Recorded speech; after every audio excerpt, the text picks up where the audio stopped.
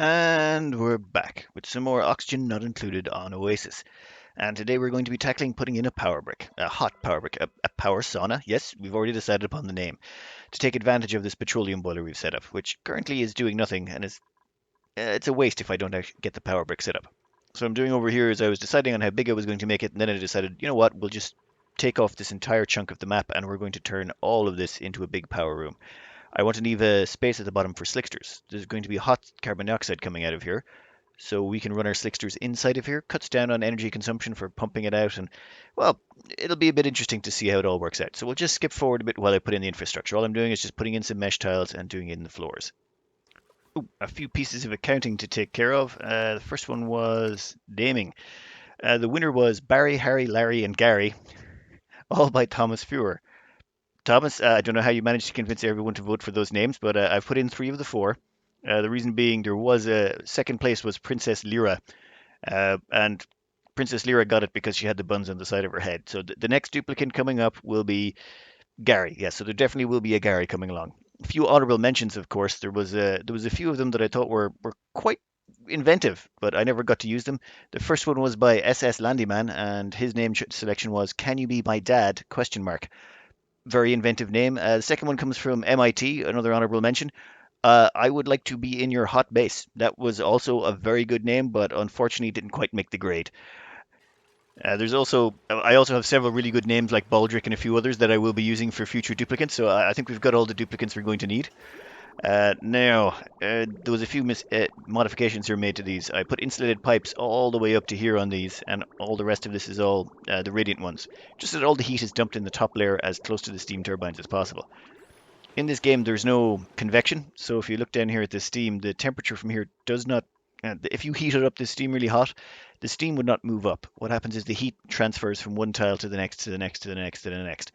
But it's very inefficient. So this place would end up very hot, and it'll get cooler and cooler as it goes closer to the top. So by putting the heat up there, I stopped myself getting the overheats. This overheated a couple of times, but since the changes, I've been running these flat out. Seems to be working just fine. I've got lots and lots and lots of metals queued up. I'm just going to churn them out. There seems to be no need to really care. This will, of course, mean a lot of my duplicates are going to be spending their time running the machines, and will cut down on how quickly I can get this power brick up and running. But I really do want lots of steel. I think we're up to what? We're up to 30 tons of steel. Let's keep it going. Oh, and one brilliant thing that they introduced that I had no idea was now present in the game. You can overwrite ladder tiles with other tiles. Now you can't do it the opposite direction. You can't say I can't take a ladder tile and overwrite regular tiles yet, but that's still a huge quality of life improvement. I used to have to Swiss cheese things to get them in. Well, big thanks to the devs for that one. Anyway, I'll cut forward a bit while I get in some more of this infrastructure. This is just turning out to be a long project of replacing an awful lot of tiles. I think I'm going to just stop it down here. I'm even going to include this oil reservoir in here, which I won't really be able to use. Well, maybe later. But for the time being, I want to make this really, really large so I can fit in all the slicksters, everything. This is going to be a very, very, very large construction project. Though I'll put it together in phases so it shouldn't be that bad. Oh, and this here is where I'm going to run this power cable over here. Instead of using this down here, which is much bigger, I'm going to use this on the edge, which will keep it out of the way. Just running the power in here, you need this vacuum seal so that, where is it? Yes. Yeah, this is a vacuum. So because it's a vacuum, there can be no temperature transfer out. When you're going to run a heavy watt joint plate or a heavy conductive joint plate through some walls and you've got temperature differentials on each side that are pretty big, you're going to want to use some sort of vacuum seal. It's the only way to stop the temperature getting through. So I'm going to move it over here though so I can take this out of the way and let the steam from this flow through both sides. Now that that's complete, I've got a nice power wire running in here. I haven't decommissioned this yet because I've got to preheat this room quite a bit. Also, I have to vacuum it out. So right now I'm putting in all the gas pumps, and for power, I'm just going to run a heavy watt wire or a heavy conductive wire all the way through here. I have something like 600 tons of lead, I think. Yeah, 670 tons of lead. So heavy conductive wire is effectively cheap. I'm going to use that to vacuum out this whole room, and then we're going to start filling it up with some petroleum generators, natural gas generators, and all the heat producing buildings we can possibly get in here. And that's the start of the vacuum of the whole facility. This is going to be probably one of the larger power investment infrastructure pieces I've ever made. It's making my industrial brick look tiny by comparison, but this will be handling all power and all slicksters. So we'll see how it works out. This over here, I'm still getting the occasional overheat running all of these flat out, but I'm not going to care too much. I pay the repair costs for now. I really just want lots and lots of steel. What are we up to already? 35 tons of steel. Not enough. I want about another 60 tons of that stuff. All the other materials, though, we're swimming, and we have as much as we want to get this project finished. So I'll just skip this forward until we've got a vacuum in place, and I've stripped out all the unnecessaries, and we're ready to start laying the power foundations. Yeah, this is taking a while. This might be one of those instances where it might be a better idea for me to install a whole bunch of small little gas pumps. It would make this an awful lot faster. But while this has been going on, I've been doing paying some of my OCD debt. I've put in a liquid pump down here, and I'm pumping out all the water down the bottom. How has someone made a mess? Oh, yeah. Come on. Excellent. Okay, hopefully that won't drive the morale too bad. They'll be fine. They'll be fine. Anyway, I got a liquid pump down here. This liquid pump feeds into a liquid filter. Any crude oil gets sent off to the right. Any petroleum gets sent up here to this little tank, and anything that's, well, water, salt water, clean water, anything like that, that goes up here and gets dumped into my, I don't even know what to call this tank, the mess tank. I'll have to sort that out later, but for the time being, I just want to siphon all this water off the top of this because well, it's absolutely filthy. I'm going to have to get that out as well. I don't know why it's bulged down like that. But that should keep working away. I'll come back and check on that a lot later. For now, though, what I think I'm going to do is I'm going to go up to the top and I'm going to install a whole bunch of really small gas pumps to try and speed up this rather slow process over here. Now, while my dupes go around and build all of that, we'll just have a quick run over a couple of new hires. A new hire, we got in Gary, of course, and finished out the holy quadrinity of Barry, Harry, Larry, and Gary. We've also hired in Baldric. That was recommended by Rick Elsier and Linear J, which, yeah, I really should have picked Baldric already. Blackadder is a classic.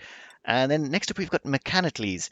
I had no idea there was an Aladdin TV show, but it turns out, yes, there was an Aladdin TV show and Mechanicles was in it. Strange things you learn every day.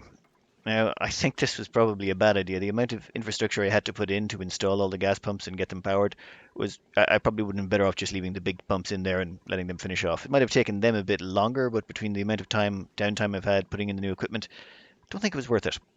Anyway, I'm going to skip this forward until we're ready to actually start installing the power.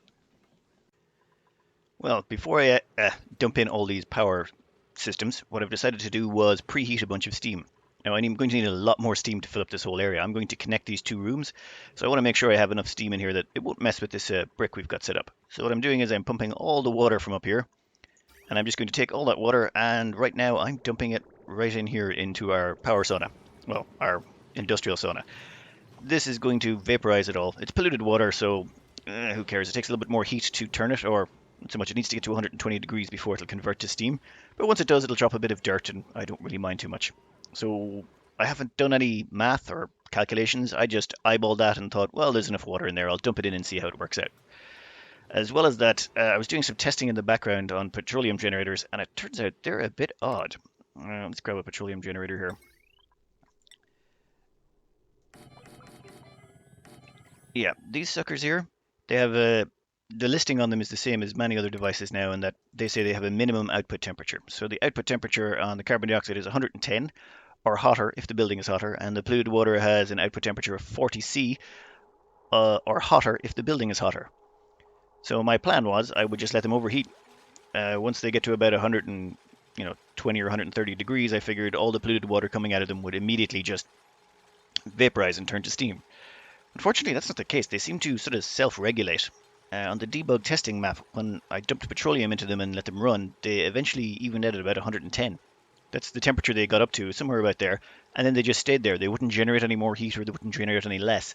The reason being the polluted water seems to have a limit to how hot it can come out. There's like a state change limit where the water coming out of it can't be hotter than what it would be as if it was steam. So the maximum temperature of polluted water is something like, I think it's 120 degrees. It's been a while since I checked it. So yeah, 119.4. So I think that's about the maximum temperature the polluted water can come out at, meaning it acts as coolant, and the petroleum generators aren't generating enough heat to make it go over the edge and turn into steam, which means everything was condensing. In the testing I was doing, it kept condensing everything in the test chamber on the debug map. So I don't really have time to do an awful lot of debugging, but I've decided what I'm going to do is install an awful lot of temperature shift plates. I don't have enough diamond to make them all out of diamond, so the two best alternatives, and I say best loosely because I'm going to have to use minerals, which are not going to be great, is, well, granite or sandstone. Now, I have more granite, and granite is better, so I think I'll go with granite. Granite has about I think it's temperature transfer of 3. Sandstone's about 2.5, roughly, and obsidian, fossil, sedimentary rock, and igneous rock, they're all about 2. So granite would seem to be the choice. That is going to require an enormous amount of building. And also, I'm going to get rid of all the diamond temperature shift plates in here, and I'm going to replace all of this stuff in here with granite temperature shift plates. Yes, building all these temperature shift plates may take a little bit of time. However, that's not the worst of it. I'm going to extend these temperature shift plates into here. And also all the way down to the bottom here. I'm going to cover this entire room in temperature shift plates. Oh, one thing that was pointed out to me, I should be placing these temperature shift plates so close to the walls. For example, there's a temperature shift plate right back here in the background of this, and it's dumping temperature into this insulated ceramic tile. It's just one of the annoyances of dealing with temperature shift plates. They can dump temperature into insulated tiles pretty handily, which is kind of an annoyance, but I don't really have the space there to double layer that. Normally you should just double layer it. If I put in a second layer of insulated tiles here, I'd be fine, but I need that ladder so I can get across the top. There's still some construction projects that need work over here. But I think I'll just fast forward this while we install these temperature shift plates. This is going to be a rather... This construction project just got even larger, and it was already large to start. Now, I'm sure some of you are thinking, yes, this is ludicrous. Why would I do this? Well, why not, I suppose? This should hopefully help spread out the temperature a lot better and keep everything more even. It will be a lot harder to warm it up because every single tile has got 800 kilos of granite that I've got to dump with a specific heat capacity that I've got to pump up to about 200 degrees or 150 anyway. I'm going to have to get everything in here to about 150 before I even start. So I'm going to be dumping a lot of heat from this area just into this whole system in here. And then the water that ends up down the bottom, I'm going to have to find some way of converting that back to steam, just at least initially until the whole room is a sauna. Well, I think I'll go grab a cup of tea and we'll just let this run. One immediate bonus I noticed just from replacing everything in here with granite temperature shift plates, it stabilized the temperature all across this room perfectly. I used to get these surging up to max output because the temperature in here got so hot and it was going above the 200-degree mark, and I started losing some of the steam to just excess heat from the steam turbine. If you put in over 200C, is it 200C? I believe it's about 200C steam into a steam turbine, the excess heat is lost. As in, you max out at 850 watts, and any excess heat after that is, well, converted into heat thrown out of the steam turbine. Well, 10% of it is, which means you can waste an awful lot of energy. By putting in all these temperature shift plates, I've smoothed out the power flow. So now, in between operations, normally what would happen is there'd be an operation, some steel and iron would get processed. There'd be a whole bunch of steam up here. It'd be 250 degrees. These things would eat it all, but it would cause overheats and problems, and it was wasting temperature. Now it's all stabilized out, and in between, it's just the steam turbines are actually functioning evenly the whole way through, providing a continuous stream of power. Yeah, I should have done this a long, long time ago. This makes this whole design much more stable. So if you've implemented one of these, I strongly recommend throw in a bunch of temperature shift plates in the background, make them out of granite. No more overheat problems anymore. It spreads out the temperature perfectly. Anyway, I'll go get another cup of tea. This is going to take a while. On the bright side, my duplicants are going to have amazing construction skill. There's Larry. How are you doing, Larry? Construction already at 2. That's how much temperature shift plates Larry has already put in, and they've been only on the job a short time. Since I've got all this downtime right now, I thought I'd cover something I've been meaning to talk about for a while. That would be how to train your dupes up at this later stages of the game. Originally, what I was doing was I would put my dupes on these treadmills, and then what I'd do is I'd get them straight into improved carrying to exosuits, and once they got exosuit training, I kicked them out the door. Now it's started to change around. I've started getting them into advanced research and then straight up to astronomy. And then once I get them up to astronomy, I then put them into exosuit training. So it's taking them a lot longer to get exosuit training. I'm waiting until they've got 6 skill points. The reason for that is if you get them into advanced research, field research, astronomy, it gives them +6 to their learning, which gives them a 60% increase in their skill gain. So they gain their skill points faster. And the main skill we're interested in is athletics. If you'll notice there, Princess Lyra, I just let her out there a minute ago. She is on athletics of 18. The reason being, she was on the treadmill for a longer period of time because we waited until she had 6 skill points. The first thing we got her was advanced research, so she had by the time she got up to level 3 here, she had a 60% bonus to her skill gain in athletics, well, and tinkering as well.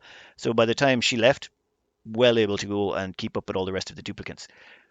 So around cycle 200, 250, maybe you might want to start thinking about, instead of just putting them into exosuit first, start getting them a little bit of research so they can max out their athletics. For example, my early duplicants here are all at 20, 22 athletics. If I let these duplicants out with only 5 to 10 in athletics, they just would not be able to keep up, and they'd be more of a detriment to my team than anything else. If you queue up, say, a building project, and one of your weaker dupes with slower athletics goes, "Oh, I'll drop off the building materials," then some of your dupes can end up standing around waiting until the building materials are dropped off before they could start the construction. You're better off having fast, efficient dupes running around. Just something to bear in mind as it gets into the later stages of the game. All it costs you is about locking up your dupes for about 30 cycles and running them on treadmills, and after that, you have a fully functional dupe that can be integrated instantly into your colony. I think outside of space projects, this is most likely the largest construction project I've undertaken. Just the sheer quantity of temperature shift plates. Is Larry still around? Never mind. I'll check on Larry's construction skill at the end of this just to see how much they've gained from all of this construction. Anyway, we're almost there. I'm almost to my second cup of tea as well. And we're almost there. There's only 3 of them left. That was, yeah, that was a Okay, maybe that was a huge mistake, but I wanted to try it out anyway. At the same time, I also queued up this metal refinery down here. This metal refinery is going to be what re-steams any water that ends up down here. Well, that's the plan. I filled it up from the tank up the top, and now I've just reversed all the flow and dumped it all back in. We are just about ready to fire this up. To dump steam in here, I've made a slight modification. Well, one second. I've put in a doorway here. This is the big pile of steam we're going to be dumping in, and I've turned off these steam turbines and I've cranked up the temperature in here till it's about 180 degrees. I was trying to aim for 200, but I was a bit slow. And then I've got a door here set up with a hydro sensor. So the plan is start dumping steam in here, and as the steam gets dumped in, we determine how much we need. I still want to leave some behind so I can keep this place running and keep cranking up the temperature in here. But I think we have, what, 80 kilos? Once this drops down to about 15 kilos or so, that would be the point I'd panic. But I should be able to keep dumping steam in here, converting it with this down the bottom, and hopefully turn this whole place into our nice little power brick sauna. You know what, let's just dump in some now to see what it looks like. Temperature overlay. So we crank open the door, and the steam starts to run in, and how's it looking? Yeah, okay, it's rushing in pretty good. We've still got plenty of steam in here, and it's immediately condensing and going down to the bottom of the map. That was to be expected. All that steam is hitting the temperature shift plates. The temperature shift plates are absorbing so much heat. Oh, that's one interesting thing we can look at. Notice that the room is still a vacuum. It's still a perfect vacuum all the way around here because the steam can't exist. It just keeps traveling out further and further, and as it goes, it heats up the tiles, but then immediately just gone. Right down into water. Which means we should probably queue some stuff up down here. Let's queue up iron to steel down here forever and see how that helps out with the problem. We're looking up here. Yeah, I'm going to just keep dumping this in, and I'll cut back in and out as this progresses. This is going to be a weird one. This is not using a hot industrial sauna. It's not really normal, so we'll see how this works out. This little experiment of ours is interesting, at least. The overlays give an interesting view of what's happening. This is converting the water down here into steam. It travels out, and as it travels, it keeps heating up the temperature shift plates. But then it eventually runs out of heat, goes below its liquefaction point, or yeah, let's just call it liquefaction point. When it runs out of that much heat, it drops back down again. Then it eventually gets heated back up, and we're getting this radiating cloud of steam coming out of the bottom down here. I should probably dump in more steam from here, but I'm worried if I do, I'll flood the metal refinery. The metal refinery at the moment is in about 100 kilos of water. If I had planned this better, I should have stuck 2 of these down here, and I definitely could have speeded up the whole process of steamifying this room. You know what? I may do that. Metal refineries. When you absolutely positively have to heat up the largest area you've ever had before, except no substitute. These are working out great. I've got one down here doing steel. I got another one over here doing lime or iron, and they're dumping hot petroleum onto the line, and it's slowly but surely turning all this water down here into steam and spreading the heat out throughout the entire we decided on? Yeah, power sauna. This power sauna is slowly starting to heat up. You can see the steam spreading out and pushing into all the areas. Condensing, drops back down, rolls back down here to get heated up by the next batch of iron or steel. Yeah, I'm going to leave that pipe in there just for the moment. That one that fed in the petroleum. I've had to rebuild it twice, so we'll just leave that just in case I change my mind and want to put in a third one. This should allow us to heat up this whole area and get it prepped. Steam, oh, even the petroleum generators are getting some warmth into them. I still need to get this up though. The whole area needs to go up to about 150, I'd say, just to be safe. So I'm going to let this run a little bit more, and then we'll cut back in once we've got a little bit more progress. We've managed to push the steam cloud all the way out to a certain edge. Well, you can see here on the edges where it's actually pushed through and heated up everything, or prepped everything so that steam can exist in that area. The gas overlay is quite hilarious because it's still a vacuum over in these points, even despite having all this steam pressure. Like there's 9 kilos of steam here. This area, nope, still a vacuum. This area over here, yep, still a vacuum as well. Slowly but surely, this is probably the most interesting overlay outlook I've had in quite a while. Just having this exist this way. These metal refineries here are doing a great job. I've cranked open this door and just let out a whole lot of steam. I'm adding it in because the pressure is required. This is all working out. I think this should proceed as planned. I might need to dump in more water, but I don't have access to any more nearby. I think I've got, oh, you know what? I've got a salt water. Actually, I've got plenty of water nearby. I've got a bunch of salt water I could throw in there as well, just to give in more thermal mass. I think we might actually do that. No, no, no. We need to be concerned about the carbon dioxide that's going to come out of here. The carbon dioxide is going to have to be fed to the slicksters, and I need to have a decent sized slickster farm set up in here. I'm thinking, say, 4 slickster farms. So yeah, I can't get the pressure in here too high. I want the pressure about 20 kilos when it's condensed up to here. So 10 kilos of pressure. That's what I'm going to target for this whole room. Anyway, more work to be doing. I'll just queue up more heat in here and dump in as much steam as is necessary. And we're done. I think we've preheated everything to where it needs to be. Well, 100 degrees is not hot enough. I want to get up to about 140, 150. So I'm going to have to start making some modifications. But I think we can break this open and bring it into the fold. Has this heated? Yeah, even the crude oil over here is preheated. Those temperature shift plates are doing a wonderful job. Expensive to preheat, but does the job. Ah, okay. I'm probably going to have to turn these off for a bit while I do a few modifications. The next modification we're going to want to make is we're going to want to break this open and integrate this whole industrial brick into the whole steam room. And now we have one giant, friendly, happy steam room. I will have to make a few changes to the steam turbines. I'm going to have to put in temperature controls on them to stop them activating before certain heats. I probably want to get them up to about, oh, no, I've still got plastic in here, don't I? Say 130? Yeah, maybe make it about 130, and I can move my plastic presses somewhere else to make sure they don't overheat, or while the plastic coming out of them doesn't melt. Worst case scenario, I can stick them close to a wall, put in an auto sweeper, and it can whip the plastic out before it has a chance to melt. Theoretically. I still have to delete this heavy watt joint plate. This is going to be an interesting scenario. When I delete this, the steam pressure is going to try and escape. I can't just overwrite it. So, let me think. So I've walled it in so that hopefully only a little bit of steam here is going to escape, and then I can just put in a ceramic tile on top of that. And hopefully any steam in there should... I don't want oxygen in here is the thing. I don't want anything but steam.